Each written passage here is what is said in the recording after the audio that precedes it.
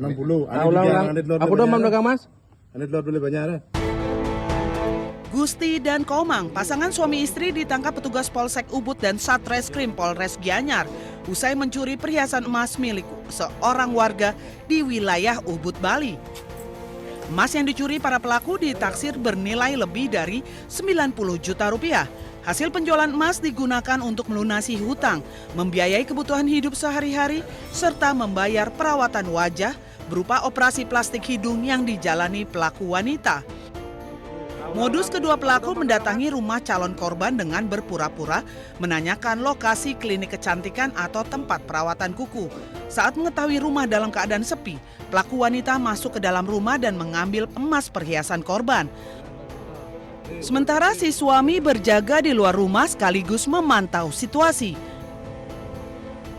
Suaminya menunggu di depan rumah dan istrinya masuk ke dalam rumah berpura-pura masuk menanyakan apakah di tempat itu ada salon maupun ada tempat-tempat nail.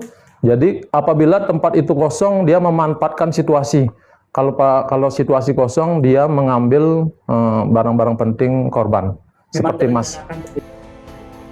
Atas perbuatannya, kedua pelaku terancam hukuman 7 tahun penjara. Dari Gianyar, Bali, Ketut Catur Kusumaningrat, iNews melaporkan.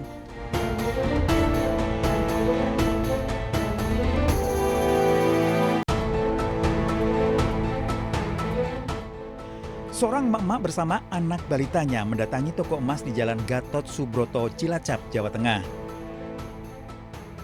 Berpura-pura hendak membeli, pelaku mencoba beberapa perhiasan emas. Namun saat karyawan menghitung harga emas, pelaku menggenggam salah satu kalung dan menutupinya dengan dompet. Saat karyawan lengah, pelaku meninggalkan toko emas. Menyadari kalung emasnya hilang, pemilik toko memeriksa CCTV. Terlihat pelaku menggasak kalung emas seberat 7,84 gram seharga lebih dari 9 juta rupiah. Perlahan-lahan mengambil kalungnya dan menggenggam di tangan untuk mengacu ibunya meminta kalung lagi dan mengembalikan yang sebelumnya dilipat, lalu mengembalikan semuanya. Selain lapor polisi, pemilik toko menyiapkan imbalan 5 juta rupiah bagi masyarakat yang bisa menemukan terduga pelaku. Agar pelakunya cepat ketangkep ya guys. Terima kasih. Dari Cilacap, Jawa Tengah, Heri Susanto, iNews melaporkan.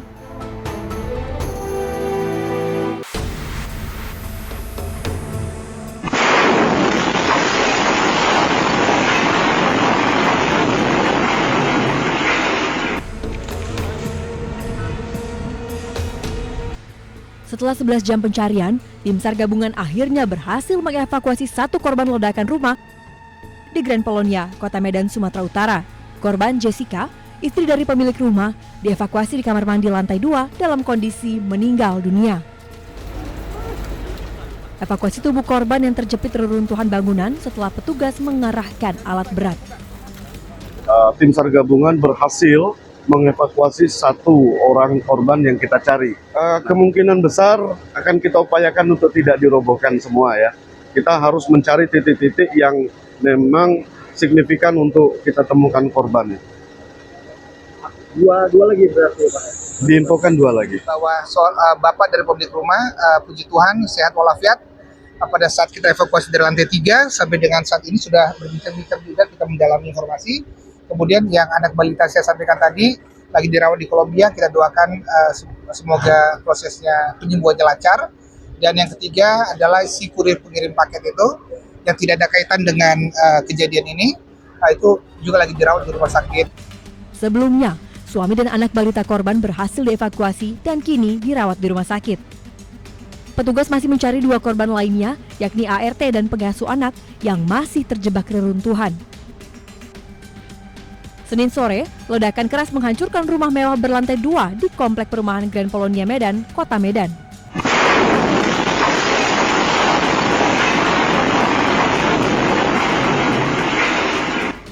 Ledakan terjadi saat sejumlah pekerja sedang merenovasi bangunan.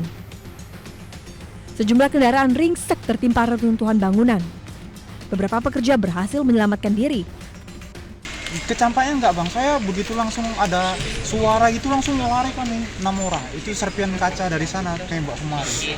Pastinya di dalam itu ada sekitar 4 orang pembantu. Masih di dalam. Selain mencari 2 korban yang masih tertimbun, polisi masih menyelidiki penyebab pasti ledakan. Tim Liputan iNews melaporkan.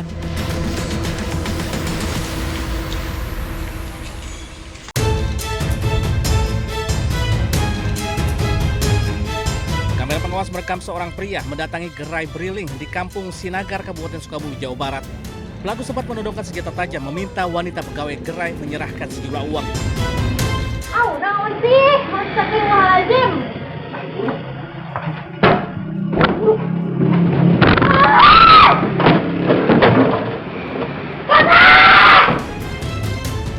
Namun aksinya tak berjalan mulus.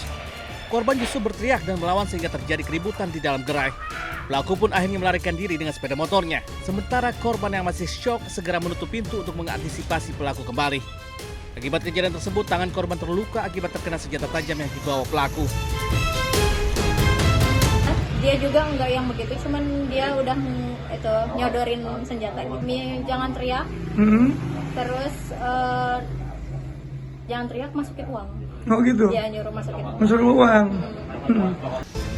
Kejadian perampokan tersebut telah dilaporkan korban ke polisi. Korban berharap petugas kepolisian lebih intens meningkatkan patroli agar kejadian serupa tak terulang kembali. Dari Sukabumi, Jawa Barat, Budi Setiawan, iNews melaporkan.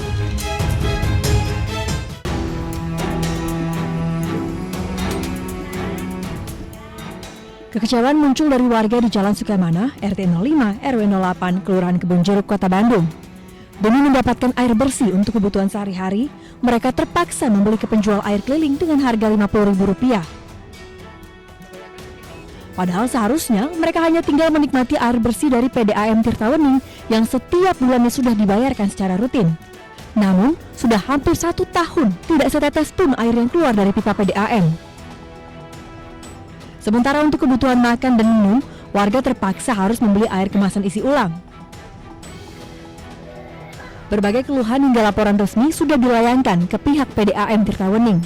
Namun, tidak pernah ada tanggapan. Kondisi ini tentunya sangat merugikan warga. Bu, ini udah berapa lama Bu air nggak ngalir? Ya, kira setahun Pak. Setahun? Ini air pakai PDAM? Iya. Tapi pembayaran terus-terusan Bu? Iya, tiap bulan tetap bayar. Walaupun nggak ngalir? Iya. Terus alasannya kenapa katanya nggak ngalir-ngalir? Ya alasannya gitu aja Pak, cuman apa dibatas airnya berkurang katanya Pak. Airnya berkurang tapi nggak ada kenyataannya? Iya, tapi 2 hari sekali katanya, tapi 2 hari sekali nggak ngocor gitu Pak. Nggak ngocor juga? Saya udah 6 lebih. 6 bulan lebih? Ya. Ini air langganan PDAM? Ya, PDAM. PDAM. Pembayaran masih terus? Terus. Walaupun air nggak ngalir? Iya, ada gimana? Takutnya di stop. Di RW 8, ada 10 RT yang mengalami kondisi serupa. Artinya ada ratusan kepala keluarga yang mengalami krisis air bersih. Warga berharap pemerintah bisa memberikan solusi di tengah kondisi ekonomi warga yang terpuruk.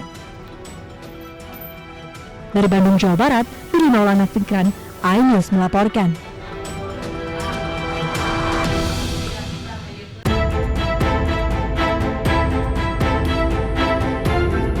Ibunda dari Femas Yani Arianto, usia 22 tahun, pemuda asal Madiun yang dilaporkan hilang saat berwisata di Korea Selatan, memang mengaku sama sekali tidak mengetahui keberangkatan anaknya ke luar negeri.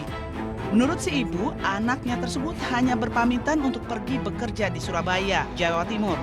Sementara itu, pemerintah Desa Batengan, Kecamatan Wungu, Kabupaten Madiun, membenarkan jika Femas warganya hilang di Korea Selatan dari media sosial. Pak, itu diketahui hilang, pihak lurahan tahunya dari mana Pak? Kami tahu dari sosial media, dari TikTok, dari Facebook yang sudah beredar. Apakah ada keluarga mengadu ke kelurahan? Untuk sementara ini belum. Harapan saya semoga anak saya diparingi umur panjang, badannya sehat dimanapun dia berada. Saya doakan terus. Mungkin yang disampaikan ke putranya. Ya, jaga diri, hati-hati dimanapun. Soalnya saya tidak tahu di mana. Menurut Muatin, selama ini anak kedua dari 3 bersaudara tersebut tidak pernah meminta uang saku untuk keberangkatannya ke luar negeri. Persoalan ini berkembang setelah ibu berusia 56 tahun ini menerima panggilan telepon dari pihak yang mengaku dari Biro Tur yang memberangkatkan anaknya. Ia lalu diminta menanggung kerugian puluhan juta rupiah akibat hilangnya Femas dari rombongan tur wisata di Korea Selatan.